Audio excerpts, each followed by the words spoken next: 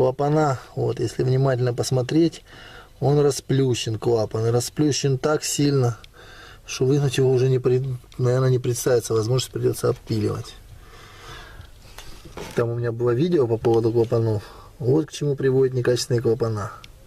Мало того, что они могут прогореть, у них может расплющиться, вот так вот разбиться сам шток клапана, палец. Ну, вот это вот состояние должно быть, в принципе, вот такое. Оно у нас разбилось вот до такого.